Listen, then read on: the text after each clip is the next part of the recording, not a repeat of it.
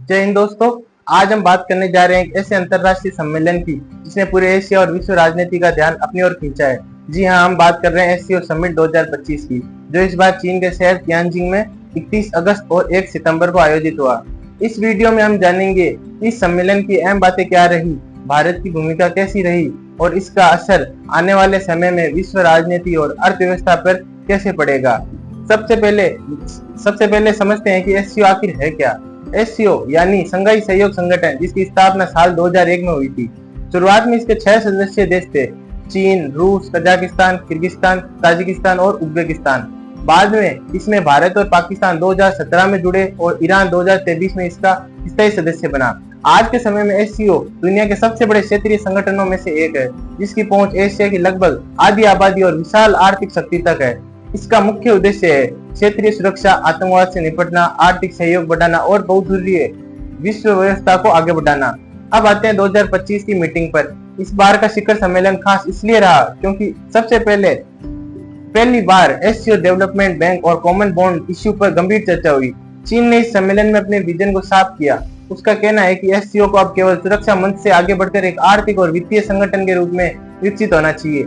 इस बैठक में रूस, भारत, पाकिस्तान, ईरान समेत सभी सदस्य देशों के राष्ट्राध्यक्षों ने हिस्सा लिया।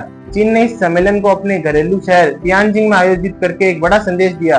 राष्ट्रपति शी जिनपिंग ने कहा कि दुनिया अब मल्टीपोलर यानी बहुध्रुवीय हो रही है और पश्चिमी देशों का दबदबा धीरे धीरे कम हो रहा है। उन्होंने प्रस्ताव रखा कि एससीओ डेवलपमेंट बैंक बनाया जाए जो सदस्य देशों की आर्थिक परियोजनाओं को फंडिंग दे। इसके साथ ही चीन ने डिजिटल इकोनॉमी, आर्टिफिशियल इंटेलिजेंस और कनेक्टिविटी प्रोजेक्ट पर भी सहयोग की बात की। रूस के राष्ट्रपति व्लादिमीर पुतिन ने सम्मेलन में कहा कि एशियाई देशों को अब अपनी स्वतंत्र वित्तीय व्यवस्था बनानी होगी।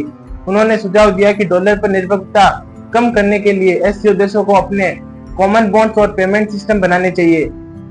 रूस ने यह भी साफ किया कि ऊर्जा सहयोग यानी तेल और गैस के क्षेत्र में वह एससीओ देशों के साथ और मजबूती से काम करेगा। ये बयान इसलिए भी अहम था क्योंकि पश्चिमी देशों के प्रतिबंधों के बीच रूस एशिया को एक वैकल्पिक आर्थिक साझेदार के रूप में देख रहा है। अब बात करते हैं भारत की। प्रधानमंत्री नरेंद्र मोदी ने अपने संबोधन में 2 बड़ी बातें कही।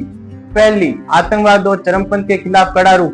मोदी ने कहा कि एससीओ का भविष्य तभी सुरक्षित होगा जब सदस्य देश सीमा पार आतंकवाद को बढ़ावा देने वाली ताकतों का मिलकर मुकाबला करेंगे। दूसरी, भारत ने कनेक्टिविटी प्रोजेक्ट्स पर पारदर्शिता और संप्रभुता का सम्मान करने की बात कही। यानी चीन की बेल्ट एंड रोड इनिशिएटिव जैसी परियोजनाओं पर भारत ने अप्रत्यक्ष रूप से अपना रुख साफ किया। भारत ने डिजिटल स्टार्टअप, स्वास्थ्य और आपदा प्रबंधन में सहयोग बढ़ाने का प्रस्ताव भी रखा। इस बार के सम्मेलन में और भी कई अहम फैसले हुए। साइबर सुरक्षा पर एक नया संयुक्त ढांचा बनाने की योजना बनी। जलवायु परिवर्तन और हरित ऊर्जा के क्षेत्र में सहयोग बढ़ाने का ऐलान हुआ। साथ ही एससीओ के अंदरूनी सहयोग को और मजबूत करने के लिए एससीओ डिजिटल इकोनॉमी फोरम और एससीओ ग्रीन एनर्जी अलायंस जैसे मंचों की घोषणा की गई। तो सवाल उठता है, एससीओ समिट 2025 का असर क्या होगा? एक्सपर्ट मानते हैं कि यह सम्मेलन पश्चिमी देशों को एक मजबूत संदेश है कि एशिया स्वतंत्र राह चुन रहा है। डॉलर पर निर्भरता कम करने की कोशिश, आतंकवाद पर संयुक्त रूप और आर्थिक सहयोग बढ़ाना, ये सभी कदम आने वाले समय में वैश्विक संतुलन को बदल सकते हैं। भारत के लिए भी ये मौका है कि वे अपनी रणनीतिक स्वायत्तता बनाए रखते हुए एशिया में बड़ी भूमिका निभाए। दोस्तों, कुल मिलाकर देखा जाए तो एससीओ समिट 2025 सिर्फ एक सम्मेलन नहीं बल्कि आने वाले समय की नई विश्व व्यवस्था की झलक है। ये एशिया की एकजुट ताकत और वैश्विक राजनीति में उसके बढ़ते प्रभाव का प्रतीक है।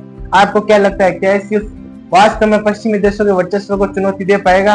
कमेंट करके जरूर बताना।